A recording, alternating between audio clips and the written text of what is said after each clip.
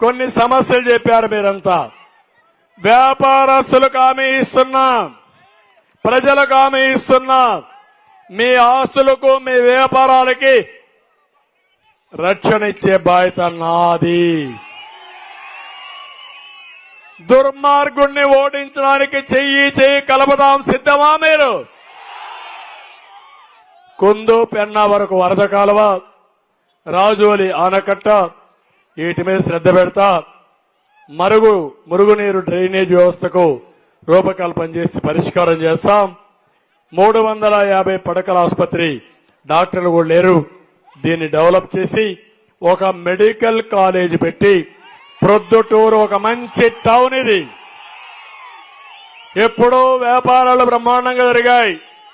రాయలసీమలో ఏదైనా వ్యాపారం చేయాలంటే దానికి స్థావరం పొద్దుటూరు, అవునా కాదా? అలాంటి పాత చరిత్ర కనుమరుగయ్యే పరిస్థితి వస్తా ఉంది. ఇప్పుడు నేను హామీ ఇస్తున్నా, ఈ టౌన్ మీద శ్రద్ధ పెడతా.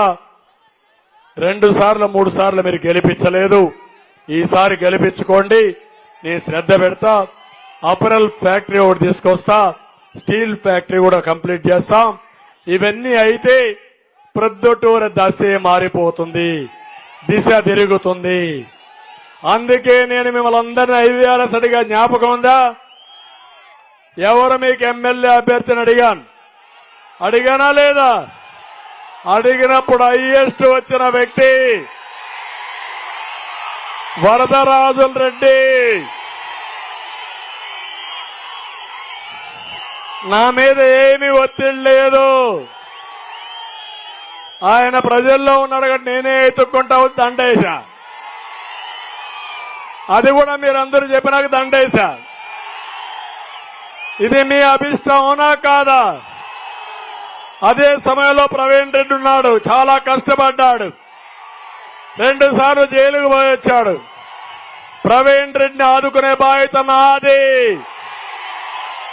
ఆయన గౌరవిస్తాం, గుర్తింపిస్తాం, న్యాయం చేస్తారని మరొకసారి మీకు హామీ ఇస్తున్నా. పక్కనే సీఎం రమేష్ కు మన సురేష్ ఉన్నాడు. ఎప్పటి నుంచో కలిసి ఉన్న కుటుంబం, అనేక విధాలుగా పార్టీకి సహకరించారు. ఈసారి ఇవ్వలేకపోయా, ఆయన్ని కూడా పైకి తీసుకొచ్చే బాధ్యత నాది. ఇది కాకుండా లింగారెడ్డి గారు కానీ కొత్తగా వచ్చిన నాయకులు చాలా మంది ఉన్నాం. నేను ఒకటే మీకు హామీ ఇస్తున్నా, మీ సాక్షిగా చెప్తున్నా, ఎవరు పార్టీ కోసం కష్టపడతారో వాళ్ళకు ఆటోమేటిక్ గా వరం ఇచ్చే బాధ్యత, పార్టీ పదవులు ఇచ్చే బాధ్యత, ప్రభుత్వంలో గుర్తింపించే బాధ్యత నాది. ఇప్పుడు మీరు చూశారు భూపేష్,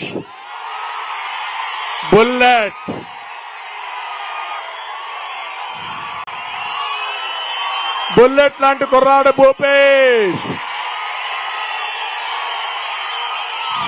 రాజకీయ కుటుంబం, యువకుడు, ఉత్సాహవంతుడు. నేను ఒకటే ఆలోచించా, మీ అందరిని అడిగే అభిప్రాయం, అందరూ కలిసి భూపేష్ రెడ్డి శభాష్ అన్నారు.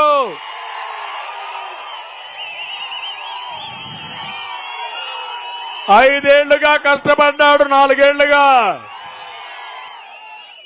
ఎవరో లేనప్పుడు జమ్మల మడుగు దిక్కుగా పెద్ద దిక్కుగా పనిచేశాడు, కష్టపడ్డాడు. పొత్తుల్లో ధర్మంగా ఆ సీటు బీజేపీకి ఇవ్వాల్సి వచ్చింది. కానీ పార్టీని నమ్ముకున్న వ్యక్తిని, ప్రజల్లో ఉండే వ్యక్తిని పార్టీ ఎట్టి పరిస్థితిలో మరిచిపోమని మరొక్కసారి మీ అందరికీ హామీ ఇస్తున్నా. అందుకే బుల్లెట్ లాంటి భూపేష్ రెడ్డి పెట్టాం ఇక్కడ. అవతల వివేకానంద రెడ్డిని చంపిన వ్యక్తిని అతను పెట్టి, బాబాయిని చంపారని సిబిఐ చెప్తా ఉంటే, చంపిన వ్యక్తే సాక్ష్యాలు ఇస్తా ఉంటే సిగ్గు ఎగ్గు లేకుండా పెట్టాడు. అదే మన పోరాటం. అందుకే నేను అడుగుతున్నా, మీరే సారథులు కడపలో. ప్రతి ఒక్కరూ ఈ రాష్ట్రాన్ని కాపాడుకోవడానికి, మీ భవిష్యత్తు కోసం, మీ పిల్లల భవిష్యత్తు కోసం ఒక పక్క అనుభవం ఉండే వరదరాజుల రెడ్డి, ఇంకో పక్క భవిష్యత్తు ఉండే భూపేష్ రెడ్డి. అండగా ఉంటాడు, అవసరమైతే దీటుగా ఉంటాడు. పార్టీ అండుంటుంది, పరిగెత్తమంటే పరిగెత్తాడు. ఎవరన్నా వస్తే కర్ర ఎత్తుకొని బొమ్మను కూడా ఎత్తుకొని వెళ్తాడు. సైకిల్ చాలు మనకు. ఎవరన్నా వస్తే మనం ఎవరి జోలికి పోం, కానీ మన జోలికి వస్తే మాత్రం ఆత్మరక్షణ. అందుకే ఈరోజు మిమ్మల్ని చూశాను, చాలా సంతోషంగా ఉంది. మంచి ఎండ, నాకు కూడా ఉత్సాహం ఎక్కువైపోయింది. అందుకే టైం కూడా చూసుకోలేదు నేను. మీరు ఇష్టమైనా లేకపోయినా టైం అయినా మీరు ఎండలో బాధపడుతున్నారు, చెమట్లు కారిపోతున్నాయి. అయినా నేను చెప్పవలసిన విషయాలు చెప్పానా లేదా? ఎవరికైనా సందేహాలున్నాయా? కడప జిల్లా వాసులకు సందేహాలున్నాయా అని అడుగుతున్నా. దీనికంటే ఎలాంటి సందేశం ఇవ్వాలని అడుగుతున్నా. నిజమేనా? చెప్పానా? సూటిగా చెప్పానంటే గట్టిగా చేరిపోయి కదండి. రేపటి నుంచి యుద్ధ రంగానికి వెళ్ళండి, రణరంగానికి సంసిద్ధులు కండి. గెలుస్తున్నాం, కడప కూడా గెలుస్తున్నాం. కేంద్రంలో 400+ సీట్లు వస్తాయి ఎన్డీఏకి. ఆంధ్రప్రదేశ్ లో 160+.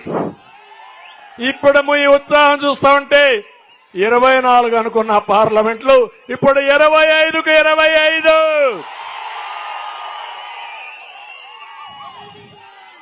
భూపేష్ ఎన్నుకుంటే స్టీల్ ఫ్యాక్టరీ వస్తుంది, ఇరిగేషన్ ప్రాజెక్టులు వస్తాయి, పరిశ్రమలు వస్తాయి. అవినాష్ రెడ్డి ఎన్నుకుంటే కేసు మాఫీ కోసం ఉంటాడు. ఎవరు కావాలి మీకు? మంచి వాడిని చంపించిన నిధులు కావాలన్నా, ఒక సచ్చీలత, ఒక బుల్లెట్ లాంటి భూపేష్ కావాలన్నా మీరే ఆలోచించమని కోరుతూ మళ్ళీ ఒకసారి అందరినీ కోరుతున్నా, తమ్ముళ్ళు సైకో పోవాలి, సైకో పోవాలి, సైకో పోవాలి, సైకో పోవాలి, సైకో పోవాలి. అందుకే సైకోని ఈ రాష్ట్రం నుంచి పారదోలడానికి, వదిలించుకోవడానికి, మన భవిష్యత్తుకి వీళ్ళిద్దరిని గెలిపించమని కోరుకుంటూ అందరికీ నమస్కారాలు. జై హింద్, జై తెలుగుదేశం.